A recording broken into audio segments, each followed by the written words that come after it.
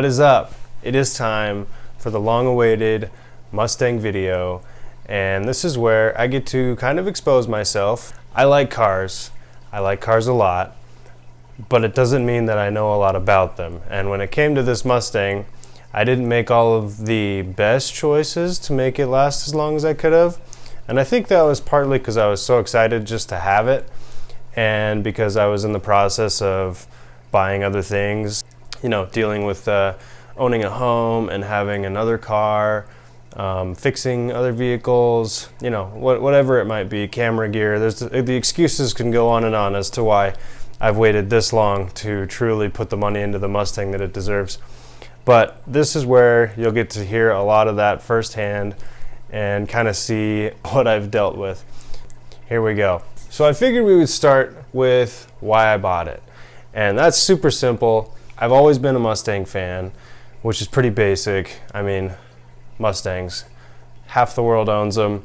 The other half of the world has crashed them. Why would I be so into them? And I truthfully don't know. I think deep down, 90% of people actually like Mustangs for some reason or another. It just taps into that childish, go fast part of you, you know, even if they're not that fast necessarily. I just really enjoy the look of them, especially the S550s. That is where they came out back when I was, just graduated high school, and I used to look at them at the dealerships and just go, oh man, to own one of those someday, that's living. That's, you know, you've made it once you own a 2015 Mustang. And I actually have an Instagram post from my personal page, you know, saying, oh my gosh, someday I would love to own one of these. So I've always loved Mustangs. And to top that off, one year we were at one of the Cruise Ontario meets, and a guy rolled in and he had a black Mustang, and he just walks up to our group of friends and he's just standing there, and we kind of turn and we're like, what how's it going? And he's like, well, I just wanted to stop in and see what y'all were up to. I've got a twin turbo Mustang over here, if you guys want to check it out. And we're like, twin turbo Mustang, is that even a thing?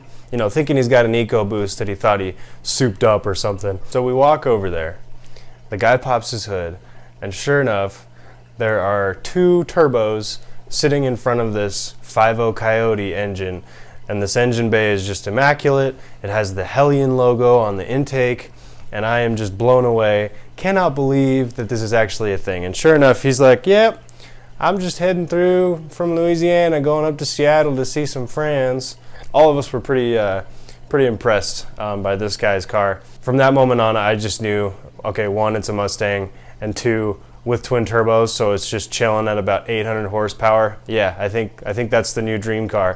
Fast forward to, I don't know, a year later, boom, this ad pops up for this Mustang, and it's such a good deal that I thought it was fake. I was so stressed out because I wanted to get it so bad because it was such a good deal, but at the same time I was afraid this guy was just going to take my money and never talk to me again. What it was, silver 5.0 Mustang GT premium, so the interior, I want everything about it. I wasn't a huge fan of silver at the time. My mind has 100% done a 180, and I love the silver color now. 3,500 miles on this thing, okay? Mustang GT Premium, 3,500 miles. The guy only wants $29,000 for it. Okay, that's the part that I was like, this is totally a scam. You know, I'm about to lose my deposit on this thing.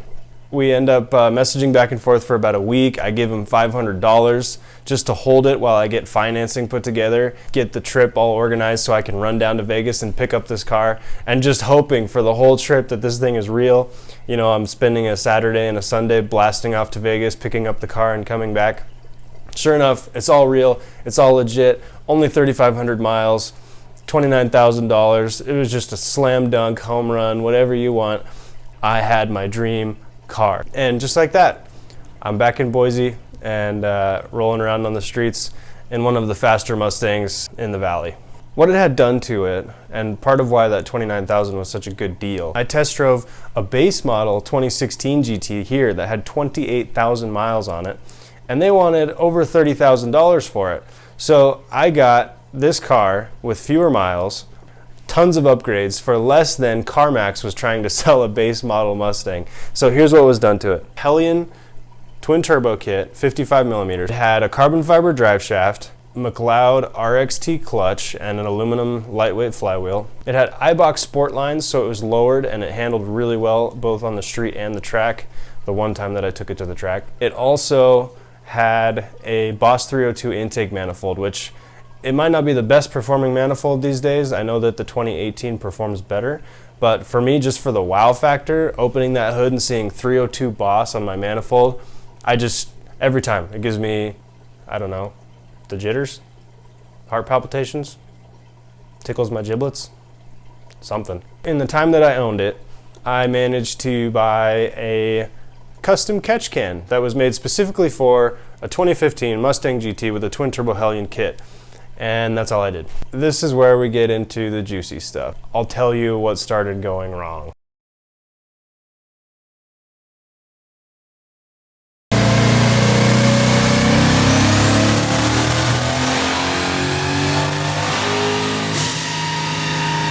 It's a beautiful sunny day, one of the warmer days in spring. It just started warming up. I decided that I was gonna do two things. One, I was gonna take the exhaust off because it was just so low that it was scraping on stuff and I didn't want to ruin it. So I just took the two mufflers off, so now I was just two cats back from the turbos and nothing else, and it sounded amazing in my opinion. I decided that I was also gonna give a few of my friends a ride at the same time. So I've got honestly more power because there was less back pressure. I had a little more weight in the car, so I had some more traction. It was warmer, so I had even more traction. I had a little bit more power in my opinion, just because I didn't have as much of a restriction on exhaust. I'm flying down the road trying to show them what this car can do. Slam it into third, slam it into fourth, and that's when, boom! Fourth gear goes to space, goes to Narnia, wherever fourth gear went, and that's when I start sweating and I pull it off to the side of the road. They're laughing, I'm laughing hysterically because I'm pretty sure I'm gonna have to tow this thing back to Nampa. Nope, just ended up babying it home really carefully, listening the whole time. It was a stock MT82, which are notorious for being weak, on a twin turbo Mustang that was putting down 600 horsepower on an 8 PSI, on low boost, 600 horsepower. I fully expected it to break at some point, and there it was, finally broke. I decided I was gonna park it. Until I got a new transmission, I am parking it, I'm gonna tune it, done. And then the next weekend there was a car meet. So I decided to take it to a car meet. And then I just kept doing that for like another year.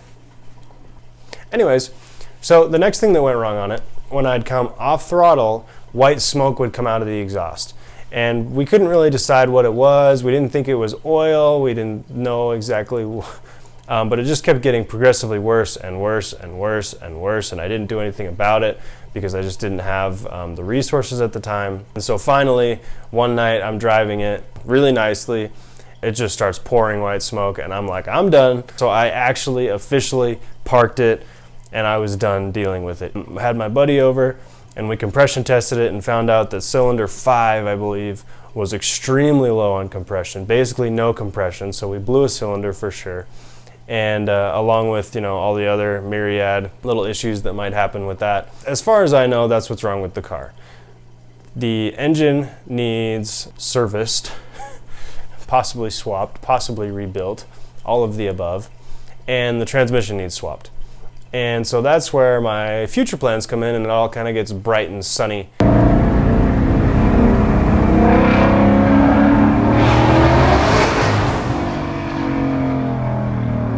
My plans for building the transmission and engine pretty much come down to not making the car a 1,000 horsepower beast. I just want it to be a comfortable 600 to 800 horsepower, depending on the boost levels. That's kind of what I want to go for. And I think that's totally doable, and it's going to be a lot safer on the engine and all the other stuff I'm going to do to it. For the transmission, a lot of people were telling me to go with Tremec, and I agree. Tremec transmissions are very nice, very well built, but expensive. I was looking at, for a swap kit, about $6,500 just for the trans. And that's a big number. So at the end of the day, I'm deciding to go with a Calimer transmission, a stage 3, which are supposedly rated to 1,000 horsepower. I'm not sure about all that because it's still an MT82, but apparently they've got team cars for Calamar with that transmission that have run 8s and 9s. I'm fairly confident in the transmission, and it is half the price of the Tremec, and it's a direct swap, so it's much easier, it's going to be better all around, and he just takes my stock core, upgrades it all, sends it right back to me. Takes about a month. I'm going to go with that option, and I'm looking at it probably within the next month. I'll get my transmission out and send it off, but that's difficult for me because I don't have access to a large enough garage or car lift. Hopefully we'll be able to get everything we need done with the equipment we have, and once we start tearing into things, it won't be as bad as it seemed initially. That's what I'm hoping for. And that's kind of just to wrap up the whole Mustang debacle that we have going on right now and why you guys haven't seen it on the street in months. Don't forget, Shark Fest, June 19th, the big one. We're putting a lot of work into it this year. Don't miss out. I'll have the links posted everywhere on Instagram, Facebook, the event page. I'll have it everywhere. Be ready for it. We've already got sponsors lined up. We've already got food trucks lined up. Guys, the hype for this event is so real behind the scenes. You have no idea. Maybe you do. I don't know. So thanks for watching, guys. There's the story on the Mustang. There's the story on Shark Fest. A few deets. I love you guys. I would not be anywhere close to where I am without all the support that you guys give me, all the shares, all the likes, all the constant confidence boosting messages that you guys send me saying, yeah, that's a great idea, you know, don't worry, we'll definitely be down for that, because there's some stuff that I think of or want to do that I'm like, nobody wants that, nobody's going to want to do that. But time and time again, you guys have been on board, so thank you. I really appreciate it.